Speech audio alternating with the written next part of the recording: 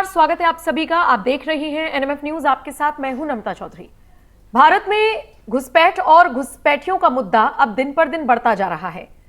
राज्य सरकारों से सवाल पूछो तो वो केंद्र सरकार पर ठीकरा फोड़ देते हैं, और अगर केंद्र से पूछो तो वो राज्य सरकारों से जवाब मांगने की हिदायत देते हैं।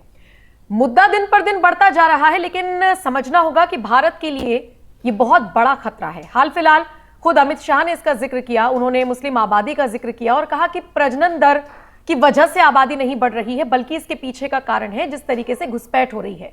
क्योंकि घुसपैठ होने के बाद बड़े पैमाने पर भ्रष्टाचार और फिर कन्वर्जन की खबरें आती हैं, और इसीलिए ये जो जनसंख्या है मुस्लिमों की, ये बढ़ती जा रही है। अब अखिलेश यादव ने अमित शाह के इस मुद्दे को भुनाते हुए तंज कसा है उत्तर प्रदेश के मुखिया योगी आदित्यनाथ पर। देखिए, उत्तर प्रदेश में 2027 में विधानसभा चुनाव होने हैं, 2026 में पंचायत चुनाव होने हैं। ऐसे में तमाम राजनीतिक दल अपनी साख बचाने के लिए, अपनी नाक बचाने के लिए एडी चोटी का जोर लगा रहे हैं।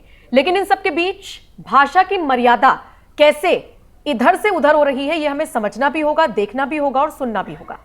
उदाहरण के तौर पर अखिलेश यादव के निशाने पर इस वक्त कोई बड़ा मुद्दा नहीं है।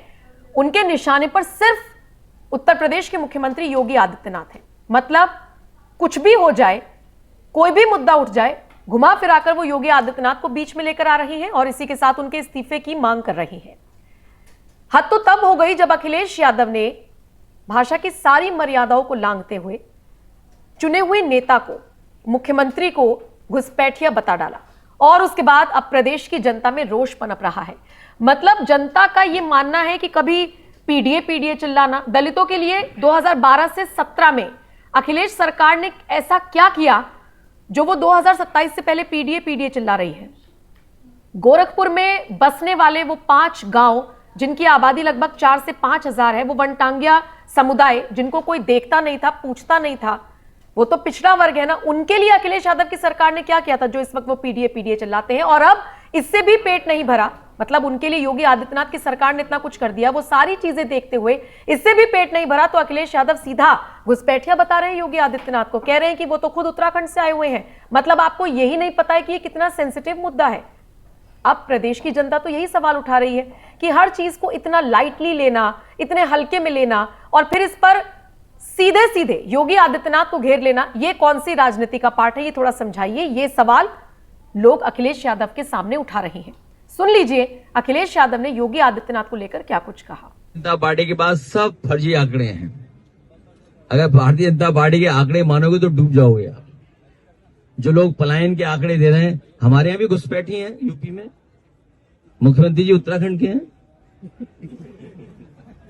हम तो चाहते हैं इन्हें उत्तराखंड भेज दिया जाए। केवल यही घुसपैठी नहीं है, विचारधारा से भी घुसपैठी है। ये बीजेपी के सदस्य नहीं रहे, दूसरे के सदस्य थे। आप बताओ किस पार्टी के सदस्य थे वो? तो बताओ भारतीय जनता पार्टी में घुसपैठी हुए कि नहीं हुए? तो इन घुसपैठियों को कब हटाओगे? क्योंकि योगी आदित्यनाथ का जन्म उत्तराखंड में हुआ, इसीलिए अखिलेश यादव उन्हें कह रहे हैं घुसपैठिया। शायद अखिलेश यादव को वो लिस्ट भी खंगाल लेनी चाहिए जो समाजवादी पार्टी के नेताओं की है जिनका जन्म उत्तर प्रदेश में नहीं हुआ है। उनके जो रिलेटिव्स हैं, उनके जो पार्टी के बड़े बड़े नेता हैं जिनका जन्म उत्तर प्रदेश में नहीं हुआ, क्या वो सब घुसपैठी हैं अगर अखिलेश यादव की इस बात को माना जाए? बहरहाल इन सब पर ना जाते हुए आपको यह भी समझना होगा कि कैसे अखिलेश यादव इस तरह की राजनीति कर रही है। इससे पहले एक और मुद्दे पर योगी आदित्यनाथ को टारगेट करते हुए कैसे उनका इस्तीफा मांग रहे थे, जरा उनका दूसरा बयान भी सुन लीजिए। और हमारे मुख्यमंत्री जी तालिबान के लिए क्या कहते हैं? हमारे मुख्यमंत्री जी भी कुछ कहते हैं। वो वीडियो शायद हो तो मैं प्ले करा दूं। बताओ, जब मुख्यमंत्री की सोच ही बुलडोजर होगी, जब मुख्यमंत्री और सरकार की सोच ही बुलडोजर जैसी होगी, तो आज भी जेपी का जो आंदोलन, जो जेपी का सिद्धांत था, आज भी वही है। घुसपैठिए अगर आज भी आ रहे हैं तो देश के प्रधानमंत्री जी को इस्तीफा दे देना चाहिए। जिन कारणों को लेकर के जेपी को उस उम्र में बीमारी के हालात में भी उन्हें जनता के बीच आना पड़ा और नौजवानों की बात को रखना पड़ा और आह्वान किया संपूर्ण क्रांति का। वो परिस्थितियां आज भी हैं। बढ़ती हुई महंगाई, बढ़ता हुआ भ्रष्टाचार और किसी को भी किसी संस्था से न्याय न मिलना, सरकार की नाकामी और सरकार जनता से दूर जाती जा रही है। वैसे अखिलेश यादव के इन बयानों की चर्चा हो ही रही है और जनता उन्हें सलाह दे ही रही है कि अपनी पार्टी की लिस्ट भी उन्हें खंगाल लेनी चाहिए, कौन कौन बाहर से आए हुए हैं।